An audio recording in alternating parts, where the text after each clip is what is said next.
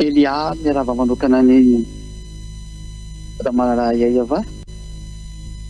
Elia ihany koa miarahaba manokana ny Yahoshua alalako ary manona ny hatsarany Yahoshua ho an'ny olona rehetra izay mihaino sy manaraka an'izao fampianarana izao manerana n'izao tontolo izao.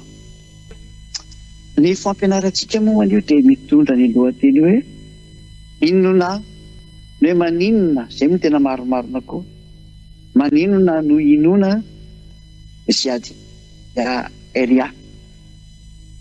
Averiko tsara hoe maninona no inona ziady Elia.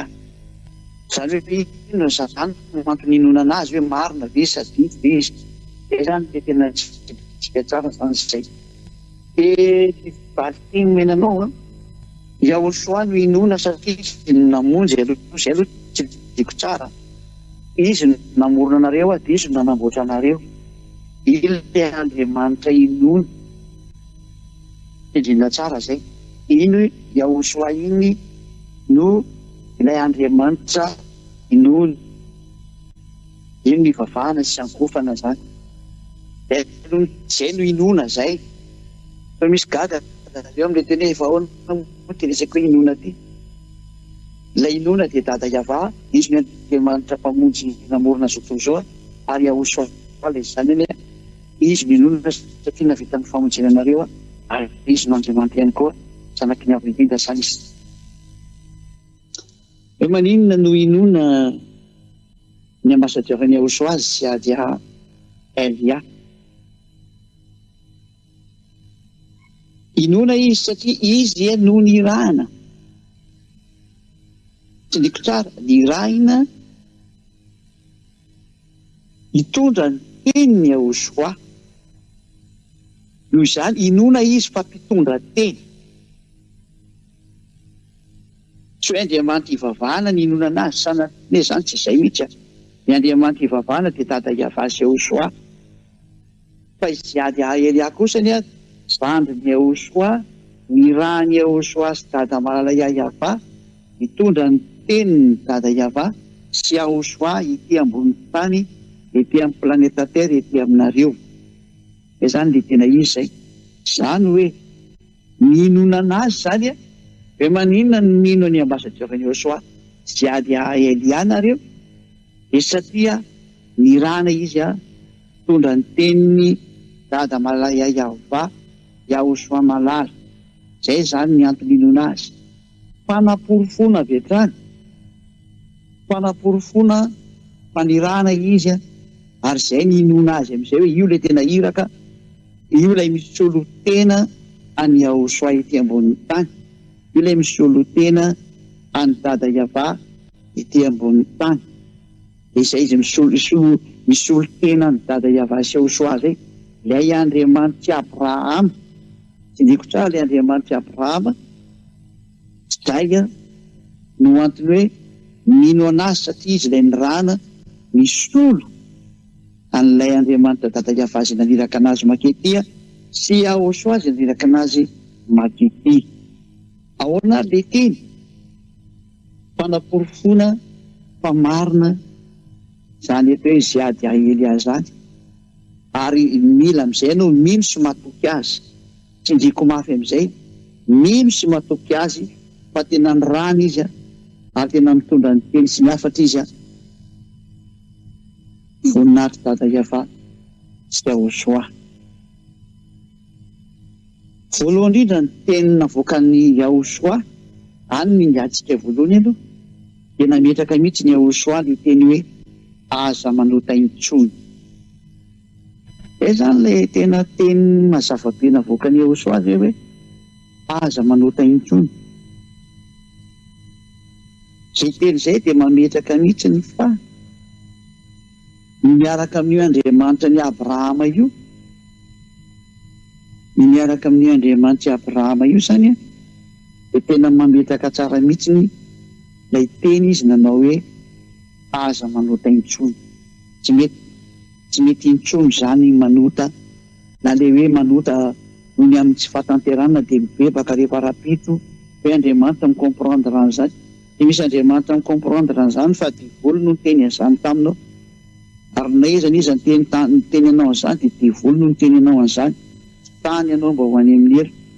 Satria ny tenin'ny dada Iavasy Joshua dia mametraka mihitsiny fa ho an'ny olona izay minimanota izany ny fiandrasana matahotra sy fahatezerana rehetra, ary avy any amin'ny diavolo ny olona mpanota izany. Fakitsika ny Hebreo valiteny miteny tsy maintsy manota fa olombelona tsy ho lavorary izany. Ko ilay Andriamanitra anao zatra mpiara-miasa amin'ny diavolo fa aiza manao tsy hiteny an'izany. Izay ny avy any amin'ny diavolo izay, fa ny tenin'ny Joshua tsy izany mihitsy. Rehefa kely ny Hebreo 10, Hebreo 10 26 dia ny 27. Fa raha minimanota isika rehefa nahazo ny fahalalana tsara ny marina, dia tsy misy fanatitra noho ny ota-intsony. Eo izany ilay olona hoe tsy maintsy manota fa mibebaka rehefa avy eo indray. Eo Andriamanitra mahafantatra fa tsy lavorary ianao ka mila mibebaka dia mamela foana ny fahotana izy. Tsy nisy Andriamanitra niteny an'izany. Ilay Andriamanitra Abrahama tsy niteny an'izany fa aza mampandainga an'io Andriamanitra io ianao. Ianao mbola vao hoe mampandainga an'io Andriamanitra io, ary ny mpandainga dia avy any amin'ny diavoly. Ary amin'izay ianao tsy miza ny ampandainganao fa tena Andriamanitra Abrahama mihitsy no ampandainganao amin'izany teninao izany hoe tsy maintsy manota fa mamindra fo io Andriamanitra io rehefa mibebaka ianao ary miezaka ianao tsy hanota intsony. 4 taona ve ianao no niezaka mbola tsy afaka mandrakizao dia laza ve ianao fa misy Andriamanitra miaraka aminao? Eny Andriamanitra fausse marque ny miaraka aminao aloha fa le vrai marque Iavasy Joshua Andriamanitra Abrahama tsy miaraka aminao izany fa diso adresy ianao. Eny hoe ilay teniny fa raha minimanota isika, io izany ianao io, ianao ilay minimanota io, rehefa nahazo ny fahalalana tsara ny marina dia tsy misy fanatitra noho ny ota-intsony fa fiandrasana matahotra. Izany hoe tsy misy fibebahana azo loatra intsony izany rehefa minimanota. Rehefa afaka ianao izany ka minimanota dia tsisy fibebahana. Matoanao izany mbola manota foana dia Andriamanitra tsy izy miaraka aminao io ary manipy tena ho any amin'ny heri nareo manao an'izany saina izany. Kanefa moa dia nareo mianakavy mihitsy dia efa izay nareo. Inio ity teny ity fa fiandrasana matahotra, any hoe miandry amin'ny fahatahorana ianao izany ny hatezeran'Andriamanitra amin'ny fitsarana. Amely ianao ny fitsarana avy any amin'io Andriamanitra marina io dia ny Andriamanitra Abrahama. Ary fahatezerana mirehitra, hatezerin'Andriamanitra ny anjohanao, fahatezerana mirehitra izay handany ny fahavalo rehetra kosa. Handany ianao tena fahatezerana mirehitra handany ianao. Zava-dosany izany. Zava-dosany izany. Fahatezerana mirehitra ny mamely ianao. Izany hoe aza mba mihinana izay mpitondra fivavahana intsony ianao fa zarotra mpiara-miasa amin'ny diavoly daholo izy rehetrarehetra reo. Rehefa ny Andriamanitra Abrahama no tenenina ka tsy hahavany no resahanao, izay no anarany, diavoly daholo ny ankoatran'izay. Ary tsy Joshua ilay zanany, dia diavoly daholo ny ankoatran'izay. Ka ny teny taminao hoe tsy maintsy manota sy ny karazana. Ka io ary ny tenin'Andriamanitra io raha minimanota itsika, ka ny dikany hoe tsy maintsy manota dia minimanota ny dikan'izany. Ka ny tenin'ilay Joshua kosa dia mazava be ny teny. Jaona 9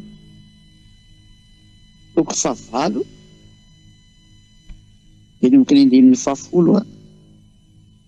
sy ny 11. Jaona 10:11. Jaona 10:11. Ary rehefa nitraka Joshua dia hoy izy tamin'ny ravehivavy, izy ireny ravehivavy. Aiza izany ilay olona nepangana ity vehivavy makorelina ity? Satria mpijangajanga io vehivavy io izany, vehivavy makorelina izy. Tsy nisy nameloko anao va? Ary hoy ravehivavy taminy, tsy misy tompoko. Dia hoy Joshua, izaho koa dia tsy manameloko anao. Mandehana aza. Ary amin'izao sisa izao dia aza manota intsony.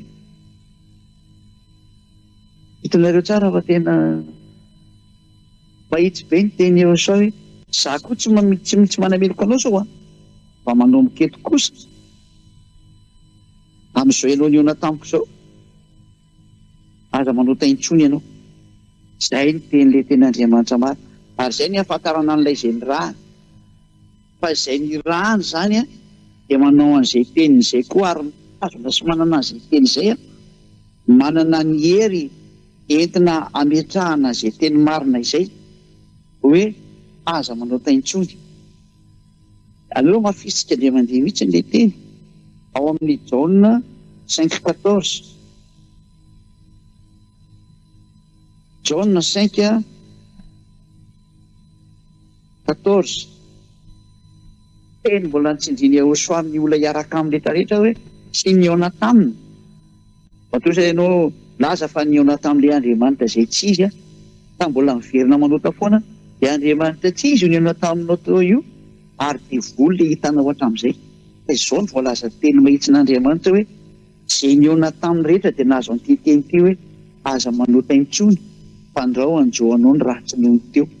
Ty faharoa ty raha vao mety tena mafy mihitsy. Jaona 5:14. Rehefa afaka izany hitany Joshua fa teo an-kianjan'ny tempoly raha lehilahy ka hoy izy taminy io rehefa sitrany ianao dia aza manota intsony fandrao anjoanao izay ratsy nohony teo. Ratsy nohony teo ny olona manota indray izy. Ratsy me ratsy foana ny fiainako jereo raha ny fiainanao zao ary aza mampandainga an'io Andriamanitra io fa rehefa nitiny izy hoe ratsy nohony teo ny fiainanao dia dala mihitsy jereo fa tsy maintsy ratsy nohony teo ny fiainanao dia aza manotra eny tsara foana naiko tsara foana naiko. Mampandainga an'io Andriamanitra marina io zany ianao. Zany no mbola mahadivoly ianao indray raha mba mary eo anao. Fa raha varianao zany teny zany dia izay no marika fa divoly ianao satria izy ny teny fa manjoanao ny ratsy nohony teo rehefa mbola manoty ianao. Ka raha ianao mamary hoe izay tsy maninona ka fa mibebaka fotsiny izay dia afaka indray dia izay no mahadivoly an'ilay arahanao. Tsy afaka eo mihitsy ianao e. Zany rehetra zany no mahatonga ny Elia ny teny hoe maninona no inona amin'izay ziady Elia zandriny Joshua. Tindriky ilay ziady azy satria Elia zao fa be mpangalatahaka indray manerana zao tontolo izao. Dia aleo apetrako mihitsy ilay anarako avy any amin'ny lanitra hoe ziady izay tsy azonareo angalarina zay satria non propre anazy. Dia Elia moa tsy ao anatin'ny baiboly dia angalangalarinareo fahatany dia tsy nareo koa ny ali izy. Zany Elia zany inge manana olona amin'ny fakotany ary tsy manota intsony izay miaraka aminy dia izao ataoko izao ary ziady azy ziady Elia. Zay zany ny teny fa mbola ampiko ndray mandeha farana izay tsika ho hiditra amin'ilay teny hoe iza no mitondra ny teny io fa dia mandeha any avy an-tany tsika. Iza no mitondra nyity teny ity aza manota intsony ity. Izao aloha mbola apetraka tsika indray ny teny nambarany Joshua hatramin'ny apôstôly indray any amin'ny Jaona voalohany 3 fa ny olona manotany dia sady tsy nahita anazy no tsy mahalala anazy ka io mpitondra fivavahana anao io inge ka fanoty dia tsy mahafantatra an'Andriamanitra io ny tsy mahalala an'Andriamanitra fa mieritrereta. Jaona voalohany 3 andiny 5 ny 5. Jaona voalohany 3:5-6. Ary fantatrareo fa izy no naseho anaisitra ny io ary tsy mamisy ota ao aminy. Dia miaraka amin'ny Joshua zany tena tsisy ota ao aminy sady tsy manota intsony izy nitika an'izay. Fa izay rehetra mitoetra ao aminy dia tsy manota. Anao zany izay rehetra miaraka aminy dia mitoetra ao aminy dia tsy manota iny olona iny. Fa tsy okony manota kely dia mibebaka dia mamindra foana ilay Andriamanitra. Dia voly iny namindra foana taminao io fa tsy ny Andriamanitra Abrahama. Tindriko tsara dia voly no namitaka anao mody milaza fa namindra foana taminao fa tsy ny Andriamanitra Abrahama mihitsy. Izay rehetra manota dia tsy nahita na nahalala anazy. Ka ny olona mpanota zany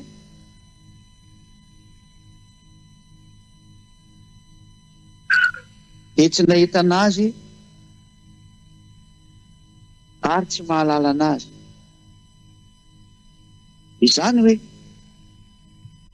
ireo mpitondra fivavahana mpanota rehetrarehetra sy mampanota olona ary milaza fa tsy maintsy mpanota reo Tia nahitany eo Andriamanitra io zany reo naikely azy sady fantany fa izy ady Elia kosa izay tena navita nahafaka anareo tamin'ny fahotana tamin'ny nampahafantarako anareo any Jehosoa dia aty amiko mihitsy ny hery sy ny fahefana hitondrany teny ho amin'ny fanafana anareo amin'ny fahotana profony izany zao nahafaka anareo tamin'ny fahotana zao izay ady Elia ary tena sambatra be izay tonga tamin'izany toerana izany ary tena afaka izy voninahitra ho an-dada Maria avy Jehosoa ary raha irinao izay mandray ahy zao atsarany zao teny zao irinao izay mandray any ny fahasoavam-be amin'izao teny zao dia miantso anao mihitsy ny izay ady Elia manarahana amin'izay ianao ataontsika ho any amin'ny Jehosoa hoentiko ho any ianao za tena ny raha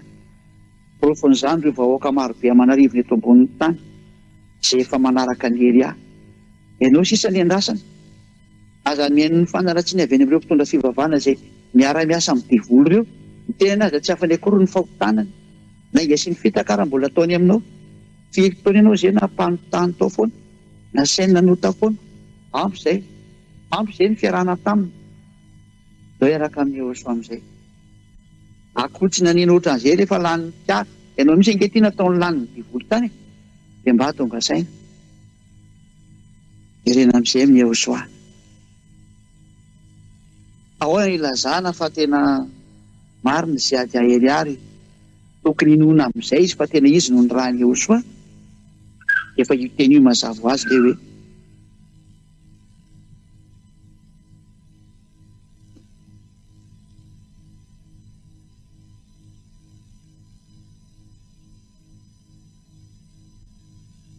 manina no inona ny teniny Elia ary manina no mihinao n'izy ady Elia mihitsy amin'izay satria izy miditra n'ilay ny rany aiza ary no ahitana an'ity teny ity satria io teny io zany no jerevantsika hoe iza ny manana an'io dia aiza no ahitana an'io dia iza ny tena miaraka amin'io teny io dia iza ny tena mitondra an'io teny io dia aleo izay teny izay zany no jerevantsika izay teny izay no arahantsika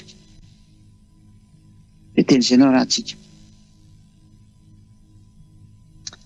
mazava be ny tenin'ny faminaniana fa natonga nyity teny tsy hitanareo sady tsy fantatrinareo dia olana teo amin'ny zanak'Israely izay nedivan'ny dada Iava Jehosoa ka nataony dada Iava tsy nafantatra azy tsony ary rehefa tsy nafantatra anazy tsony ny zanak'Israely dia fahitsika tsara ilay hoe tsy misy miantso ny anaranao tsony aleo abetsika kely fotsiny toko izay dininy hoe tsisy miantso ny anaranao akory na mahalalanao araka ny bokin'ny Isaia zany no vakitsika dia toko fa 420 isika 64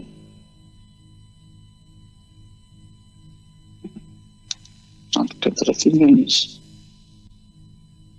64:6 aloha vaketsika amin'ny 5 64:5-6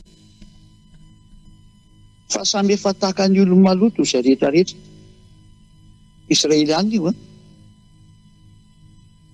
ary tahaka ny lamba ny oson-drano ny fahamarinana rehetrarehetra malazo tahaka ny raviny izay rehetra ary ny elokanay dia mipoaka anay tahaka ny rivotra eo dia olona zanak'Israely tena manao ny tsy mety sady tena tanteraka inona ny vokatra an'izay tsy misy miantso ny anaranao intsony na mifoy fikitra aminao fa efa nanafina ny tavanao taminay ianao ka nandevona anay noho ny amin'ny elokanay nafeny dada Iava tamin'ny Israela mihitsy ny larany ny momba azy tsy nafantatra azy tsony ny zanak'Israely izay natonga an'ilay teny hoe tsy nisy niantso ny anaranao nanomboka teo dia tsisy nafantatra tsony ny anaran'ny dada malala dia Iava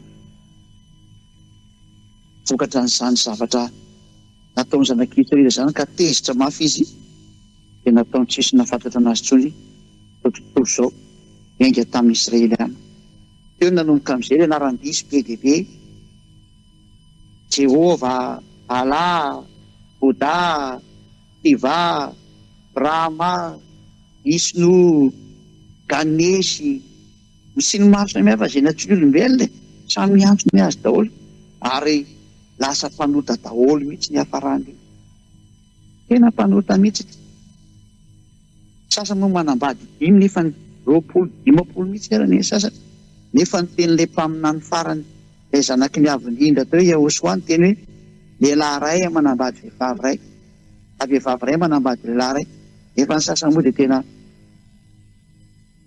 tena misy amanjatony arany ny sasany vadiny lava-tozana tambo daholo zany tena fanoherana novaina fotsiny zao le anaran'ilay Andriamanitra Abrahama dia iavana anaratra dia novainy sasany zavatra fa mariky ny mampanotanao ny zany zany ny mampanotanao ary tsisy daholo izay miaraka aminao tsisy izy ny Andriamanitrareo any toezatsika ary teny ny mpanotanareo tonga le tena Andriamanitra dia nampafantatra izy ao amin'ny boky Nisea 4:15 fa tena ho avy ny fotoana ahafantatra ny eo anarany eo amin'izay ny olona tsy ny zanak'Israely intsony ko izy rehefa nialan'Andriamanitra fa tena hafa firenena no ahafantatra anazy tsy Israelianina intsony zany fa hafa firenena Nisea 4:15 manao programa tafaiavazany fa misy ahafantatra anazy amin'izay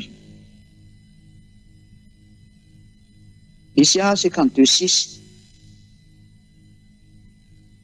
Nisea 52:6 koa ny oloko dia mahalala ny anarako eny amin'izany andro izany dia ho fantany fa izany no miteny hoe ity aho ity aho misy olona zany dia tena hafantatra ny anaran'ny Dada Iava ary tena hiteny aminy mihitsy ny Dada Iava hoe ity aho ity aho ho fantatra indray zany Dada Iava ny dikan'izay misy alalana azy indray fa raha ny Israelianina izay niaraka taminy efa tsy nahafantatra azy tsony zay nge ny vily anaran'ilay Adonay iny ny tompo ny fibedesany sy ny fisarahany Dada Iava tamin'ny Israelianina no natonga ny zareo tsy sany antso le anarana intsony ka no naovany le anarana hoe Adonay satria ny tena marina moa tena maty mihitsy ny zareo na ny antson'io dia dia maty afarany dia tsy ny antson'io anarana intsony izy ka nataony hoe Adonay zay nangalariny rehetrarehetra tahaka indray taty aoriana zay Adonay zay ka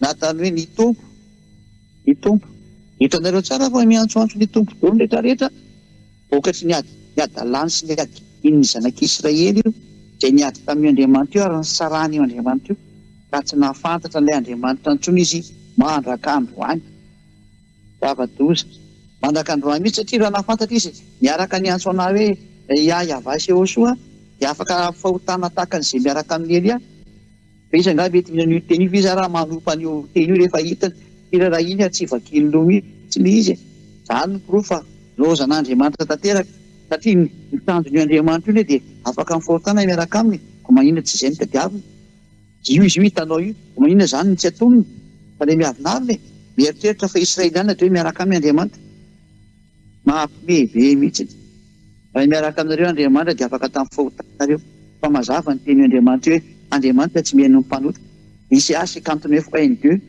Nisea 59:1-2 endro ny tanany avatsy koa fa mavonjy ary ny sofiny tsy ladalovanà famahary fa ny heliko areo ny efitra mampisaraka anareo amin'Andriamanitra reo ary ny fahotanareo no mampiafina ny tavany aminareo na dia tsy mihaino izy Nisea 59:1-2 dia mazava tsara izay nivakiky teo izay hoe tena tsy afaka amin'ny fahotana ny olona anankiray dia tsy mihaino an'io mihitsy ny Andriamanitra Abrahama tsy mihaino an'io efa tsy afaka amin'ny fahotana ianao ka izay zany milaza fa tena ny alalan'Andriamanitra ny zanak'Israely dia tsy maintsy hiverina io Dada Iava io io ny teniny ara fa misy olona fantatra anazy izy fahalalana amin'izay izy ny oloko dia ny ahafantarana azy fa hitenenany hoe ity aho hitenenany hoe ity aho izay olona izay aiza zany ny ahitana n'ity indisy ity fa ny indisy ny olona fantatra anazy dia izy hitenenany hoe ity aho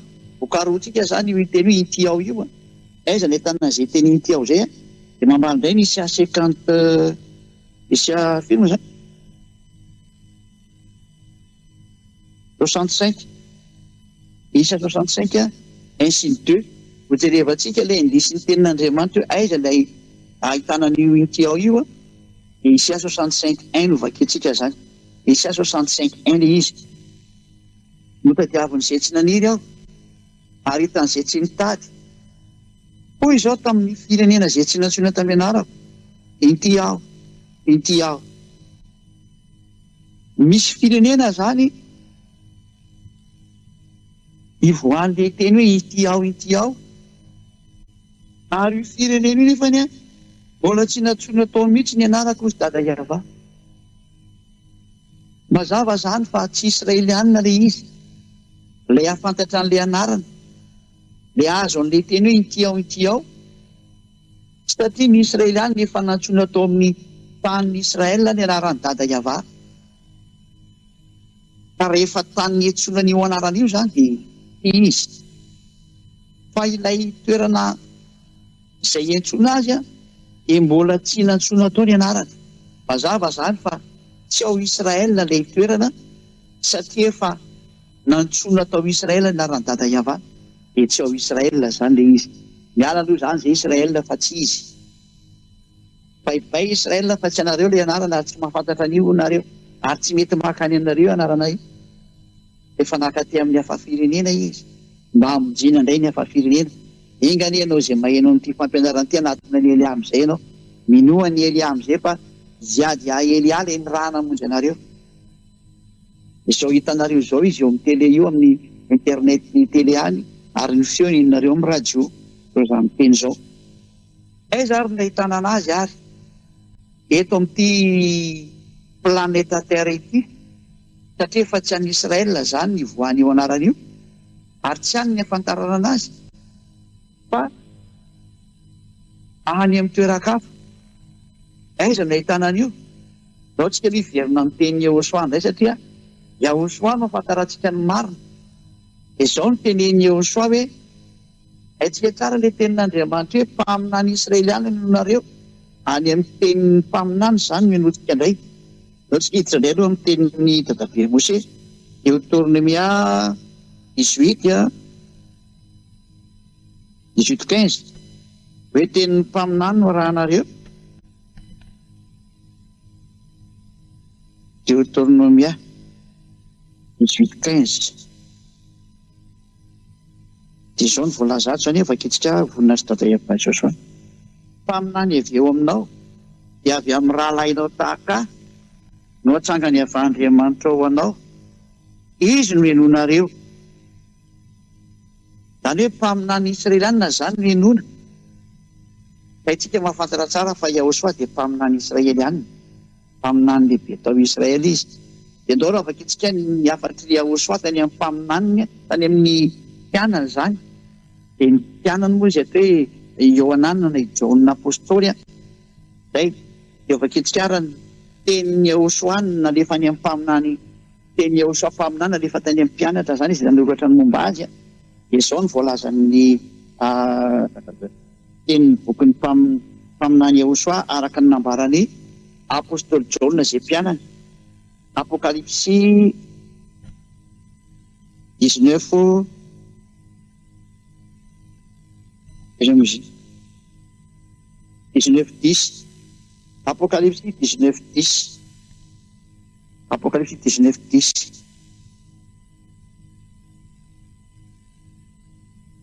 Ny tapany farany indrindra fa ny filazanany Yehosoa no fanahy ny faminaniana. Zany hoe ilay mpaminany Israelianina henona zany dia izay mitory an'i Yehosoa rery ihany. Andray zany no mitondra n'ity mpaminaniana ity. Maka ny tenin'i Yehosoa zany dia nampitahanina ka any amin'ny mpianatra, izay ilay mpianatra nahita ny voninantany amin'ny lanitry ny lanitra, dia Jaona apôstôly zany. Dia nanao fanambarana mihitsy ny Yehosoa hoe fa ny olona manana ny faminaniana, ny fanahy ny faminaniana dia izay mitory an'i Yehosoa. Dia ataontsika zany hijery izy ilay mitory an'i Yehosoa ato amin'ity planeta Terre ity. Ahoana ny ahafantarana an'izay Yehosoa zay? Dia ny ahafantarana azy mazava ho azy fa dia izy manala ny fahotana aloha ny voalohany indrindra, efa nresantsika tarehiny voalohany izy. Ary ny faharoa dia nitondra fiainana mandrakizay io Yehosoa io amin'ny alalan'ny fitoriana ny anarany. Zay ny ahafantarana azy. Ity ndray zany ny indisy manaraka ty hoe mitory ny fiainana mandrakizay zany Yehosoa zany amin'ny alalan'ny anarany.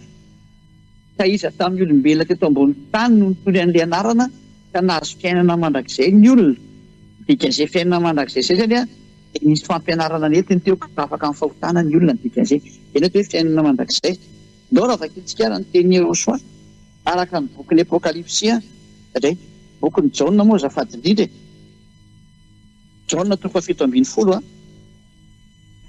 andininy fahatelo.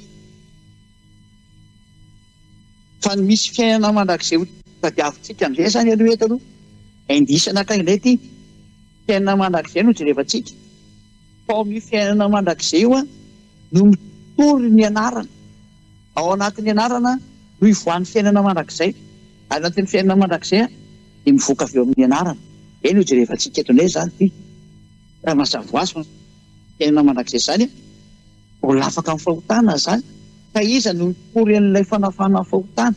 Iza no mitory an'ilay anarana manafaka amin'ny fahotana eto amin'ity planeta Terre ity? Dia ho tsindrintsika indray izay.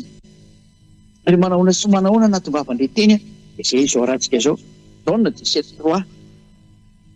Jaona 17:3 ity indray zany indisy manaraka ity. Ary izao no fiainana mandrakizay. Dia ny mahafantatra anao izay Andriamanitra tokony sady marina sy Joshua ilay voaositra izay efa nirahanao. Ity indray zany misy fiainana mandrakizay ho jerevantsika ity. Fa ity fiainana mandrakizay ity izao indray ny azonana azy ny fahafantarana anao izy dada Iava sy Joshua izay nirahanao. Fa tsy misy nampahafantatra ny dada Iava sy Joshua izay nahafaka olona fahotana teto amin'ity planeta Terre ity afa-tsy Eliary any. Eliary any navita zay sady nanao an'izay.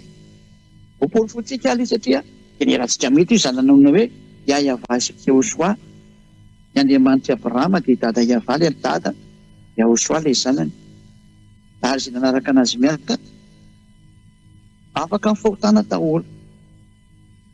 Rehefa afaka amin'ny fahotana tena tsy mahay manao ratsy intsony ary tsy manota intsony. Tena afaka e. Tamin'ny alalan'iny nefa nahafantarana an'izany anarana zany ka lasa nahazoana fiainana mandrakizay, lasa nahafantatra ny dada Iava. Satria izay manko ilay objectif hoe mahafantatra ny dada Iava. Dia tamin'ny alalan'iny dia hoe io anaran'io dia mitondra fiainana mandrakizay. Aiza ny hafantarana ny fianarana ity nefany? Ity fiainana mandrakizay ity nefany indisy nomeny soratra masina anankiray indray. Indray misy indisy anankiray dia ny fampianaran'ny Joshua. Ndray vakitsika ny fampianaran'ny Joshua. Jaona 2:20. Jaona 12:49. Ity ilay fiainana mandrakizay hitantsika teo. Indisy zany zao ny fiainana mandrakizay indray. Ary ny fiainana mandrakizay dia mamoaka ny anaran'ny Joshua. Hitantsika teo hoe zao ny fiainana mandrakizay dia mahafantatra anao. Mamoaka fiainana mandrakizay zany fahafantarana ny anarana. Eto indray tsika hijery fa ny mamoaka fiainana mandrakizay koa dia ny fampianaran'ny Joshua. Jaona 12:49. Satria izao tsy niteny ho ahy fandraisana niraka ahy izy no nandidy azy izay holazaiko sy izay hotoriako. Ary fantatro fa fiainana mandrakizay ny didiny. Io indray ilay fiainana mandrakizay fa miverina. Ny didiny Joshua zany dia didy avy any amin'ny ray ity indray manome ny fiainana mandrakizay. Koa izay lazaiko dia lazaiko araka izay lazay indray tamiko. Izany hoe ilay anarana mitondra fiainana mandrakizay. Ny didiny Joshua koa mitondra fiainana mandrakizay. Izany hoe io anaran'ny Joshua io zany dia hivoaka avy any amin'ny alalan'ny Joshua, hivoaka avy any amin'ny didiny Joshua, ary any amin'ny didiny Joshua zany ny voan'io anarana io. Any amin'ny alalan'ny Joshua zany ny voan'io anarana io. Ary rehefa mivoaka zany io anarana io afaka amin'ny fahotana ny olona. Dia izay dia voalaza ny mpaminany rehetrarehetra hoe mpaminany Israeliana ny anona ary tonga tika hatramin'ny ziady a Elia zany faminaniana zany dia nipankatỳ amin'ny ziady a Elia. Zany ny porofo mampinany lehibe ny ziady a Elia zandrin'ny Joshua satria nafaka olona tamin'ny fahotana. Sady zandrin'ny Joshua moa tena goavana indrindra. Zany mpaminany zany moa kety amin'ireo ty ambony tany zany fa ny lantilany tany zatra tsy misy any zany. Fa izay tena zandrin'ny Joshua mitondra ny teny ny rahany mihitsiny tao porofo lehibe mihinana Joshua voaka ny teny. Io ary zany fa ilay anarana zany dia hivoaka ary amin'ny lalàna zany satria fiainana mandrakizay izy. Aiza ary ty lalànan'ny Joshua ty nivoaka satria ato amin'ny lalàna nivoaka ilay anarana. Aiza nivoaka ty lalàna ity? Ianao jereva tsika indray Soatra Masina. Araka amin'ny boky ny Soatra Masina ihany, Isaia 42. Aiza nivoaka ary io lalàna io? Isaia 42:1. Isaia 42:1 dia ny 4 no mamaritra an'izay. Hoe aty no ahitanao io lalàna io. Eto isika zany dia hita avy hatrany fa lalàna io zany nivoaka any amin'ny toerana anankiray izay atao hoe nosy ilay izy, paty kontinanta. Atao hoe any Afrika nivoaka ilay teny, na any Amerika, na any Aostralia, na any Japon nosy izy fa tsy tany, na any Brésil, na any Portugal, na any France, na any Angleterre, na tsy haiko izay anaovanareo anazy fa any amin'ny nosy nivoahan'io lalàna io. Dia Madagasikara, satria zany Elia zany dia taty Madagasikara tokoa izy ny tonga ary nitondra zao teny zao. Isaia 42:1 dia ny 4. Ilo ny mpanompo izay tantanako, ilay voafidiko sady sitraky ny foko, napetrako tao aminy ny fanahiko, mpamoaka fitsipika ho an'ny jentilesy izy. 4. Tsy ho reraka na ho kivo izy, mandra-panory ny rariny amin'ny tany, ary ny nosy iandry ny lalàny.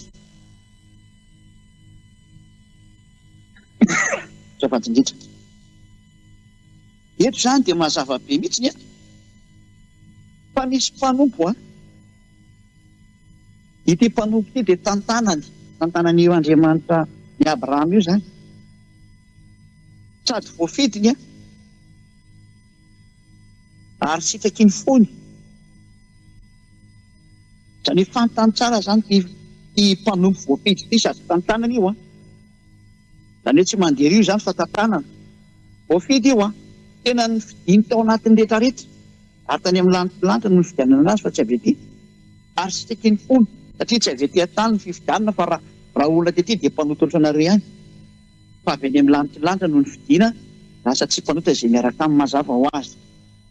Napetrako tao any ny fanahiko, fa olona voafidy tokoa moa ary sitraky ny fony. Sitraky ny fony zany tena mety be aminy, tena metrahana ny fanahiny. Ary rehefa nametrahana ny fanahiny ty mpanompo voafidy dia mazava ho azy fa Eliaza ny resahana zany. Dia inona ny zavatra hitranga? Hamoaka fitsipika ho an'ny jentilesy izy, ary hamoaka ny tena rariny tokoa. Ka ny rariny moa itsika tsara fa any amin'ny tribonaly angeny misy ny rariny. Any mivoaka ny rariny, atao hoe rariny zany dia justice. Eny mahatonga anazy atao hoe ministère de justice, lalàna no mipetraka any amin'izany resaka rariny zany. Any mamoaka lalàna zany ny dikan'izay. Ary izay mihitsy ny ziady Elia namoaka lalàna mitondra ny rariny amin'ity tany ity, atonga ny olona ho lasa olom-baovao ho tsy mpanota intsony. Nataony Elia daholo zany zavatra zany. Zay dia tena mitondra fitsipika tokoa za araka ny teny hitanareo ao amin'ny 4 amin'izay. Aiza nivoahan'ity rariny ity dia ity lalàna ity dia ity fitsipika ity tsy ho reraka na ho kivo izy ao amin'ny 4. Isaia 42:4. Tsy ho reraka na ho kivo izy mandra-panory ny rariny amin'ny tany, ary ny nosy andry ny lalàny. Any amin'ny nosy zany ilay rariny no hivoaka, any amin'ny nosy zany ilay lalàna no hivoaka, any amin'ny nosy zany ilay fitsipika no nivoaka. Dia nivoaka moa ilay izy efa nomboka tany amin'ny taona 1984 nankalaza ny 40e année zany Elia teo tamin'ny toriana zany fahatarana dia ny lalàna ny Yahosoa zany. Natonga ny olona tsy nanao ratsy tafaraka taminy, tena hitanareo maso izy zao ankehitriny.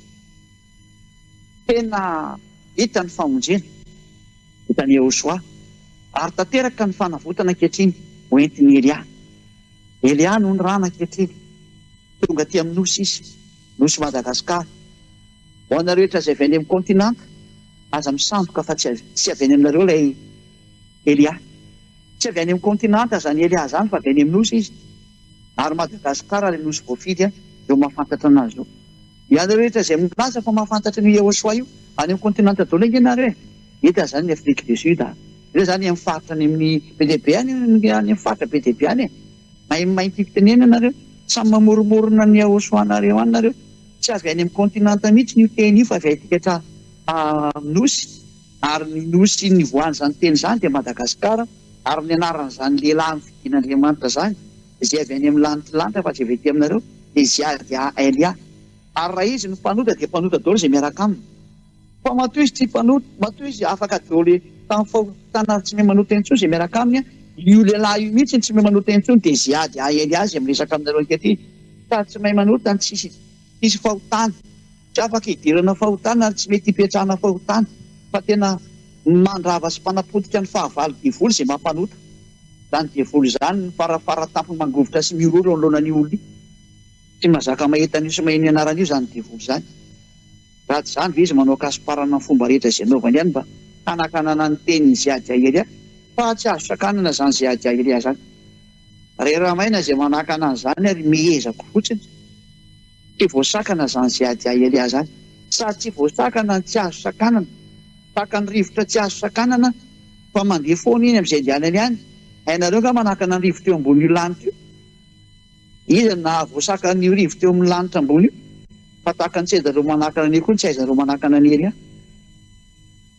tsy mbola nisy olona vita nanakana rivotra daholo eo ambony lohanao sakananao amin'inona io rivotra eo ambony tsy azo sakanana izy mandeha foana amin'izay tiany andehanana ary misy anazy foana n'aiza n'aiza tsy azo sakanana izy nefa ny ary Elia mbola lehibe lavitra noho ny rivotra eritreretinao fa ny anjela raha natao ohatra tahaka ny rivotra izy fa Elia tena iraka ny avo indrindra iraka ny dadamala Yahava ary iraka ny Yehoshua fa tena farany amin'izay ary averiko ilay teny maninona no inoana Ziadia Elia inoana Ziadia Elia satria izy ilay tena ny rahana izy ilay vao iraka aty amin'ny nosy ary efa mitety an'izao tontolo izao amin'izao retenenako izao mampafantatra ny olona ny tenin'ny Yehoshua sy ny famarina rehetra io ilay lehilahin'Andriamanitra nitadiavinareo ry Israelianina fa tsy ninonareo moa nofononareo zany Yehoshua zany io zandriny io ny lehilahin'Andriamanitra io ho anareo rehetra izay mitady an'ilay lehilahin'Andriamanitra izay hamonjy anareo io izy io hitanareo amin'ny sary io za izay miteny aminareo zany ozany ianao ohatra mitondra ny teniny mitory ny tenanao za tsy mitory ny tenako fa manambarana daholo na ny dadako ary Yehoshua ary za koa mazava ho azy samy manambarana na ny dadako Yahava na Yehoshua ary tsy manambarany amin'ny tenako aho fa zareo no baiko hoe teneninao ty dia miteny avy any aminy miteny mba ho fantatrareo fa tonga ilay iraka ilay hoe ninosy andro ny lalàny efa ity Elia ty efa ty amin'ny nosy za ty maiza mihaino anazy eo any aminay miendry mahita ny lozaka mery dia dala mandrosoka avo ny fanahy rehetra izay teo vonjena izay mikikika famonjena amin'ny Yehoshua ty Elia hitondranareo any aminay ho any amin'ny Yehoshua hoentiko any atratra ny Yehoshua nareo aoka ine iaino ny Elia daholo na rehetrarehetra na vahiny nareo na iza tsy misy hidirana ntsony ty vazaha na gasy na iza fa rehefa fanano nantsony Yehoshua dia andao daholo iaraka amin'ny Elia nantsony Yehoshua ho any amin'ny lanitra izay niviko andao iaraka amin'ny Elia fa ty za ty sy rehetra niaraka tampoka dia afaka amin'ny fahotana ary tsy mahay manota intsony miantso nareo Elia ity ilay nitadiavinareo tsy niandrasanareo Yehoshua tsy ho avy ety raha tsy efa tonga ny famaranana fa izany no ny raha ny mieloana azy dao anatina amin'izay na rehetrarehetra fa ity ilay ny rahana ilay nanatateraka ny Isiaka 42:4 hoe ninosy andro ny lalàny ty Elia omeko anareo ny fanaporom-fona Jereva izy io tamia miaino fitiavana anareo matoa tonga ity izay hamonjy anareo hitodika ho any amin'ny Yehoshua ilay naniraka anahy teniko fa dia mirary so tsika rehetrarehetra hitodika any amin'ny Yehoshua any amin'ny dadamala Yahava ary anaraka ny Elia amin'izay nareo fa Elia sy Yehoshua dia anankiray ihany zany zandry ny Yehoshua Elia tsy avy ety aminareo ety tany fa raha zany mbola mpanota daholo nareo fa Elia avy any amin'ny lanitra lanitra mpanompo voafidy izy mpanompo ny fidiany Yehoshua mba hitondra ny fahamasinana indray averina mitety tany ty satria hikadina ny farana ny tenin'ny Elia tongava daholo ry fanahy voafidy miasaka za daholo nareo aza misy mijanona ny tompo mazava dia mazava ny teny meko anareo tonga Elia hamonjy anareo ziadia a Elia. Ziadia Elia. Zay zao tonga eto aminareo zao, irany dada Iava, irany Iosoa. Ivavaka isika ho famaranana ny teny. Voninahitra ho anao dada Iava, voninahitra ho anao Iosoa malala. Para-tampony tiako mihitsy nareo mianatra. Vonjeo dada malalako. Iava, izay rehetra olona mandeha an'izao teny izao. Ataovy mahafantatra ny amin'ny viko izy. Fa za tena avy any aminao, dada Iava. Ianao ilay Andriamanitra Abraham, ary Andriamanitra Isaka sy Jakoba ihany koa ianao. Fa hitondranana ny teny ao amin'ny Iosoa tonga ny rehetrarehetra. Fa ankehitriny efa vitan'ny Iosoa ny famonjena. Ary efa naniraka nareo mianaka mba hitondrazako ny teninareo. Tena nampitaiko ny teny ary tsisy nafeniko mihitsy nakely azy. Fa tena ny famonjena zao no meko fantatry ny olona zao. Vonjeo ny olona dada Iava. Vonjeo ilay fanazy mikitika miantso anao Iosoa. Ataovy mandre ny teny Elia izy. Tena efa manao ny haiko tsy ho zavatra ho anao. Ary tena mahafoy ny haiko za ho anao. Iosoa. Mba mariko ny rano. Vonjeo ny olona mba hitodika ho any aminao amin'izay. Aoka ny fanahy masina avy any aminao. Iantso ny olona rehetrarehetra. Tena hiazakazaka daholo ny tsy ariary. Ampiverina ny sain'ny olona rehetrarehetra. Hitodika ho any aminao Iosoa. Dada Iava. Atao fantatra izy rehetra amin'izay fa iza ilay ny rano. Ilay nisoratanao anatin'ny boky ihany koa. Izay fanambarako teo rehetrarehetra teo rehetra. Atao fantany fa efa tonga ilay mpanompo ny fidinao. Any amin'ny nosy voafidy izy. Madagasikara ilay nosy ny fidinao. Sokafa ny sainy mba hafantatra izy rehetra. Efa tonga za ilay ny rano. Dada Iava sy Iosoa. Amarino ny tenin'ny Elia rehetrarehetra. Teny omeko tany ty amin'io ity. Vonjeo ny olona efa tonga eto. Hikarakara sy kolokolo azy. Ho etiko any aminareo mianaka. Dada Iava malalako sy Iosoa malalako. Matoka fa tena efa eo anatinareo mianaka zany teny zany. Ho ato anareo miazakazaka anatona ny Elia amin'izay ny olona. Satria ianareo sisa ny mahavita miantso an'ireny. Satria fa izay mihitsy ny fotoana. Tao mahita ainginy izy rehetra Iosoa. Efa mandeha Elia mipety an'izao tontolo izao. Ho fantatry izao tontolo izao fa mandeha ny fahazavana mba ho hitany. Dada, voninahitra no mandrakizay. Dada Iava. Tora betsaka dada. Amin'ny anaran'i Iosoa no okan'izany vavaka eto tany. Halleluja. Amen.